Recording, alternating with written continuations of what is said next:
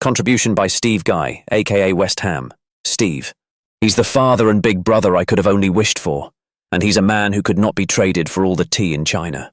For those of my era, the early 80s will promote conversations and memories on their first pint, football match, or buying of their first pair of trainers, not influenced by their parents.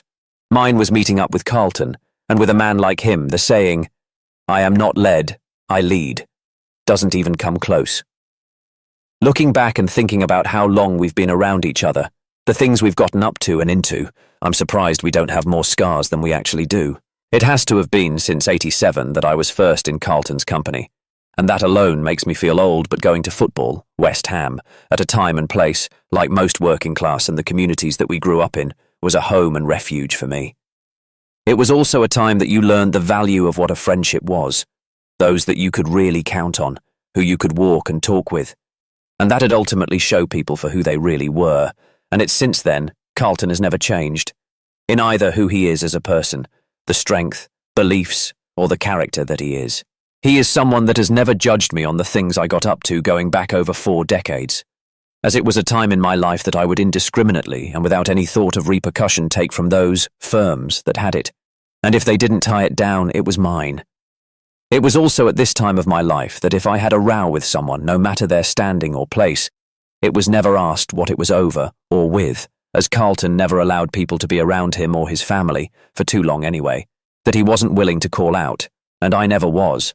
The saying, "Proper people never suffer fools lightly," tells you that after 40+ years, that he doesn't have friends, as they come and go, but family.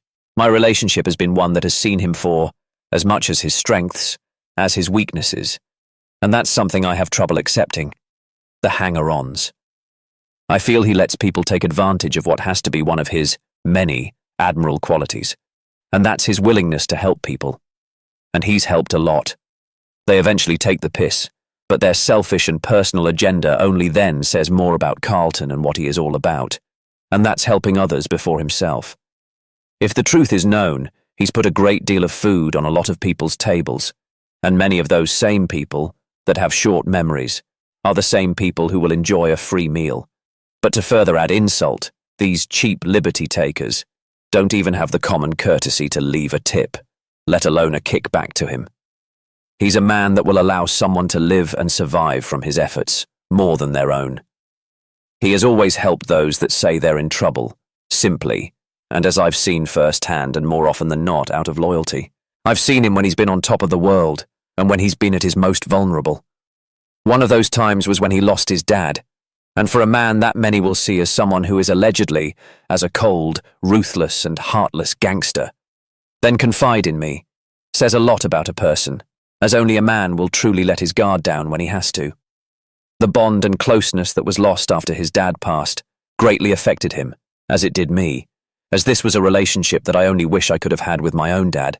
But what I took away from Carlton's loss was how involved his dad was with Carlton as a father. To see that bond is more than special, it's something I didn't see as a rarity, but something that was a compliment to both Carlton and his late dad. Norman was a proper gentleman and a lovely man, a loyal husband and a dedicated father. Dawn raids in the mid-'80s, prison sentences and myself getting pulled in '88, pushed not only me but a lot of people in different directions, but it didn't matter what time passed, or where we all ended up. Carl was only a phone call away. I guess you could say I'm an independent, stand on my own feet kind of person, but like I said, it didn't matter how much time had passed. My time away from football or time spent behind the wall. Our friendship has been as strong, if not more so, as time has passed. So, there's no way I could put into words what and how much he is loved and respected, as it simply wouldn't translate. But all I can say is, he's the father and big brother I could have only wished for, and he's a man who could not be traded for all the tea in China. Contribution by Dave Robo Robinson. QPR, that's one thing with Carlton. He will always make time for people. My friendship with Carlton all started through a mutual friend of ours, Steve Guy, a well-known and respected face at Upton Park over the years. My first meet with Steve was in a cafe in Plaistow on a Saturday morning, talking a bit of business before a home game against Leicester. Anyway, to cut a long story short, and before you know it, he tells me, "You're with me today, bruv." I made a call to a good pal of mine at West Ham by the name of Dale Matthews, who seems to know everyone in the East End, and with the mention of Steve's name, he commented, "Good stock, Dave." That's all I needed to know. Well, I can't remember what hour I returned home on the Sunday morning, but I was in a right old pickle. After that first meet, I would regularly go over the Berlin if I wasn't at Rangers and meet up with Steve and the chaps, making some good mates over the years and being accepted into the West Ham family but known as QPR Dave. I first met Carlton before a night game against Tottenham. Steve and Carlton are very close. Everyone seemed to be out that night. It was a blinding atmosphere. Steve introduced me to him outside the Berlin. "Carlt, this is Dave I was telling you about," which drew a grin from Carlton, followed by a firm handshake. We went for a drink in the Workies, more commonly known as East Ham Working Man's Club. It was mobbed in there, but somehow we managed to get a section of the outside garden. Everyone was coming over wanting to shake his hand or have a photo, but more than anything, just to say hello and have a chat with him. That's one thing with Carlton. He will always make time for people. Nice to be nice, as they say, unless you've pissed him off. This can also be said of Bill Gardner, aka Mr. West Ham himself, and someone Carlton has always looked up to. It wouldn't be right not mentioning Bill in my notes, as they are of the same stock, two proper gents you would trust your life with and as loyal as you get. My affiliation with West Ham has been strong over the years, so much so that whenever I'm down the bush, Shepherd's Bush, I always get a bit of light-hearted stick from the Rangers lads. Some of those same lads in question I've taken over West Ham with me before they moved to the Fishbowl in Stratford, and I tell you what, they all loved it. At the end of the day, I bleed blue and white. I was born and bred a mile away from Loftus Road, and although I'm part of a different club and part of the City of London, I see so many similarities between the two clubs.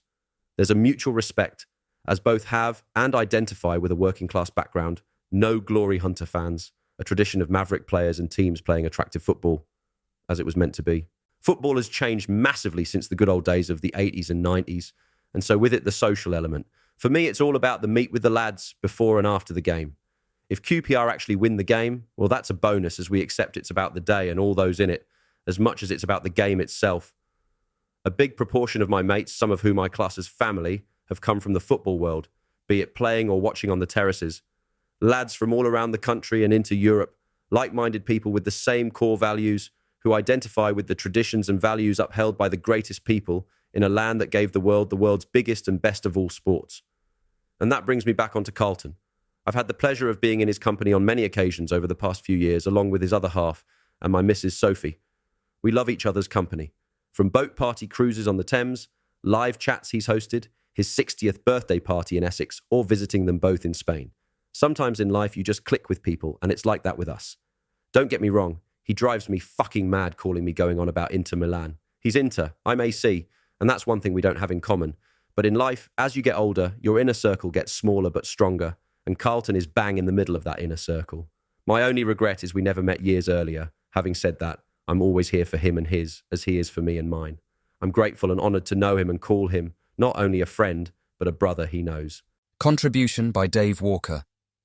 He has always been there for me, and I learned very quickly that if you're in his circle, he will do anything for you. I first met Carl when I interviewed him for an online fanzine I was running called Sex, Drugs and Carlton Cole. To be honest, I didn't really know what to expect, because in the films he's portrayed as a very serious character, so I was surprised to see how funny and jovial he was. We had such a laugh that day, and we've been laughing ever since. Aside from our mutual love of West Ham, we also have another thing in common. Our dads are our heroes, so when I heard that Carlton's had passed away, I felt his pain. I was honoured to be invited to Norman's funeral, where Carlton done him proud. It was also an opportunity to meet his friends and family, and I soon realised that he is surrounded by such a lovely group of people, including his partner, Gemma. One good memory I have and remember well was when I met him and the boys for a drink on what was the final game at Upton Park before it closed its doors. We agreed to meet at the East Ham Working Man's Club. I got there first, and when I arrived, the queue must have been a mile long.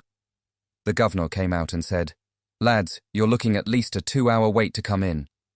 At that point, Carlton and the boys arrived, and I told him what I just heard. His response was, "Fuck that," and we walked straight to the front of the queue, past security, through the doors, and had a beer in our hands within 5 minutes. I've enjoyed a few nights out with Carl. He is always the life and soul of the party, and if you're in his company, you're having a good time. He had a boat party on the Thames once, and there was so much coke on board, I'm surprised the fucking thing didn't sink. If you like your sleep, then going out with Carl probably isn't for you. His 60th was a fantastic night. I took my wife, and everyone made her feel so welcome. I knocked on his hotel room door the following morning to drop off his card and champers, and he looked like a zombie, the sign of another good night. I have got nothing but love and respect for Carlton.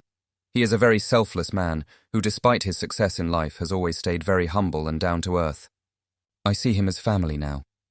He has always been there for me, and I learned very quickly that if you're in his circle, he will do anything for you, never asking for anything in return.